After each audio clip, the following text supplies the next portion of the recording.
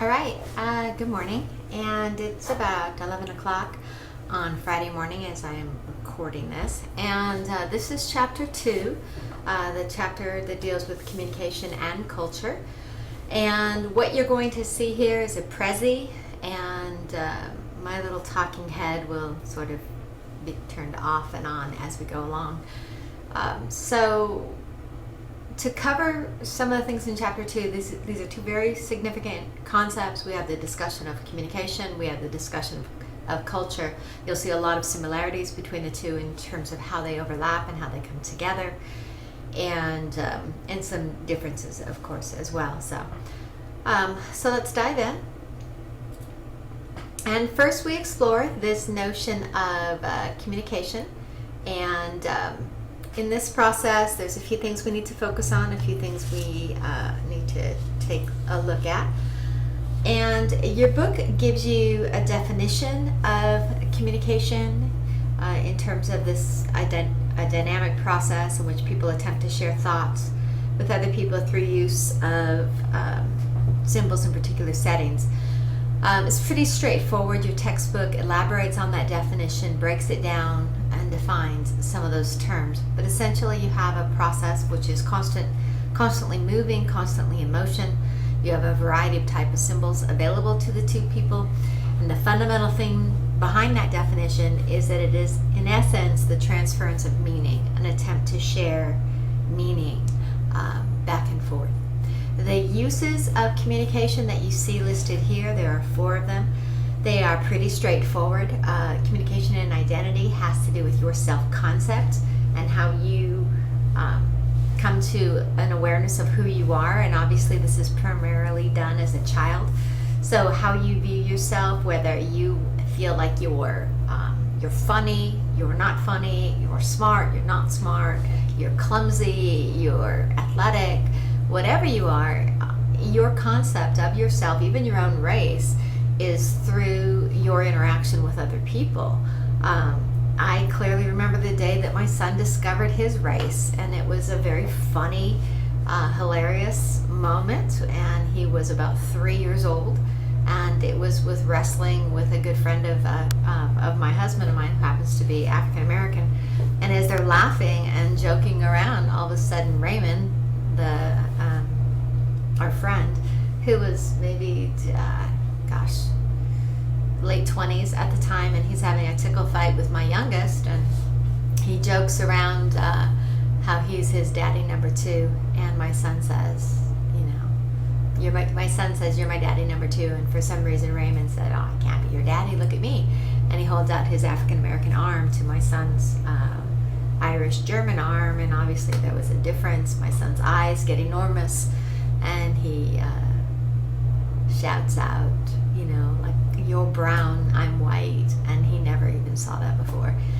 So it's only through interaction with other people that you even become aware of things relevant to your particular world. There's no valence, there's no judgment to that, there's no right, wrong, better, or worse. It's simply an awareness.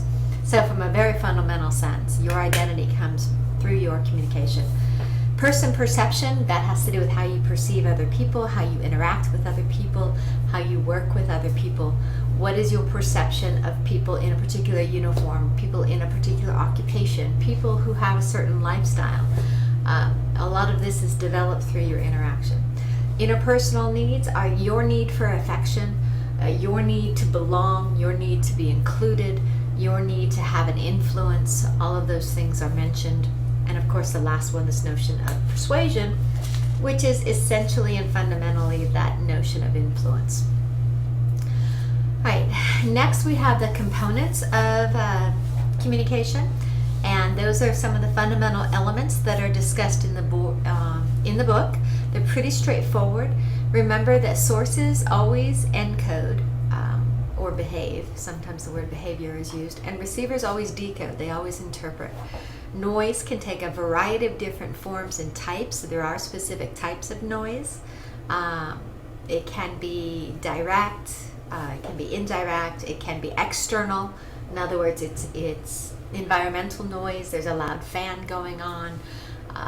There's a lot of noise in the street that's getting your attention.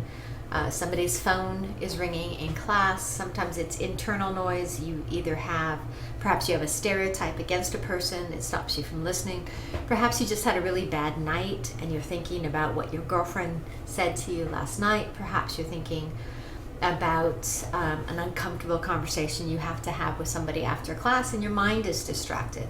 You can even have semantic noise, which has to do with jargon, slang, language, where you want to communicate, you want to understand, but because of linguistic differences, you just don't understand some of those words that are being said, and it causes an interference.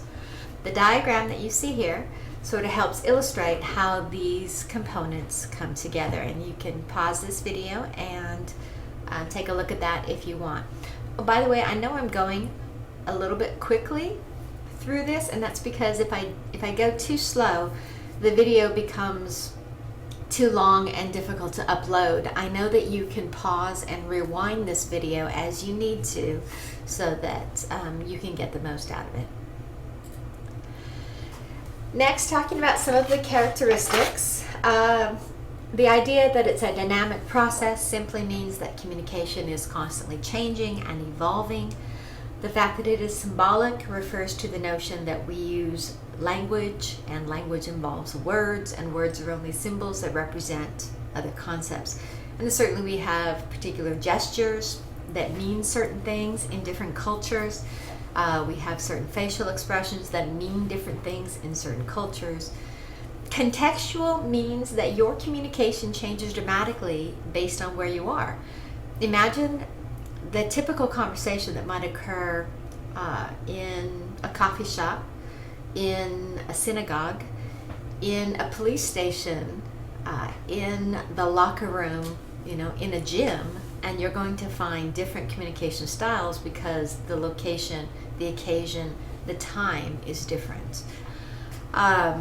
Communication behavior is learned. While we have some innate potential, certainly, to communicate, fundamentally, communication is a learned practice. It is not automatic.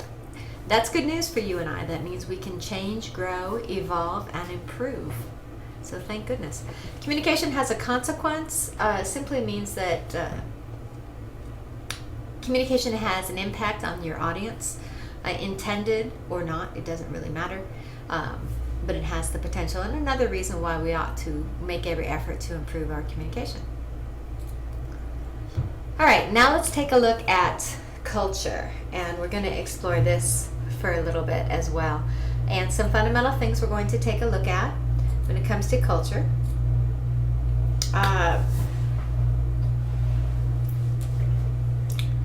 When we say that communication is shared, we're referring to the fact that it is a community experience, and it involves this collective frame of reference that we share together, and that's part of what makes us a culture, that we come from a similar background.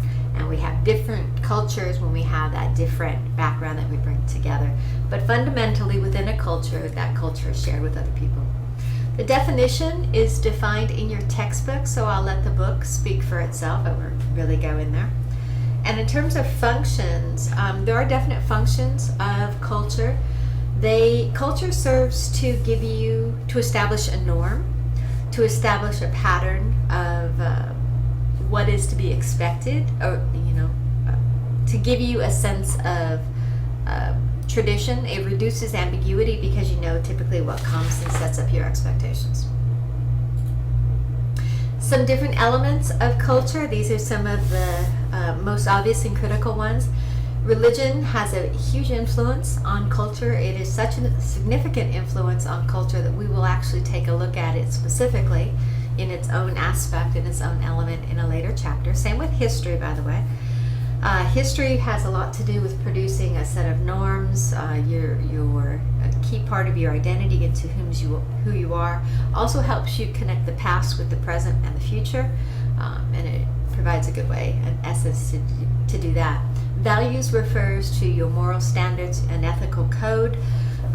It's essentially oftentimes helps you determine your priorities and what is important. Social organizations, those are the entities, the subcultures that you may belong to. They can be related to your work, to a hobby, to some other school affiliation, and so on. Language is pretty straightforward. That's basically the main vehicle of cultural transmission. Characteristics. Well, similar to communication, culture is learned, and there are many different ways that we learn culture. Here are a few of them that are listed, and I'll give you some examples within the learning unit. It is transmitted from generation to generation. Part of the family's duty and responsibility is to teach and raise the younger generation in the cultural norms in terms of what is acceptable. Certainly when my own boys were younger, my husband and I, we would talk to them about how you shake hands. You know, if somebody comes over to the house for dinner, how do you greet them? You know, basic rules of etiquette. You know, those are things that we teach in terms of what is appropriate within the culture in which we live. It's based on symbols, and there are many cultural symbols, whether it's a religious artifact, whether it's a national artifact, definitely are symbolics. Culture does change, albeit slowly, but it does change, so it is dynamic. And integrated simply means that all the factors that are components of communication have influence on each other. Okay, and I think that's it. Let me double check my notes. Yes. Okay, so you've had chapter 2 in a nutshell. So I'll see you online.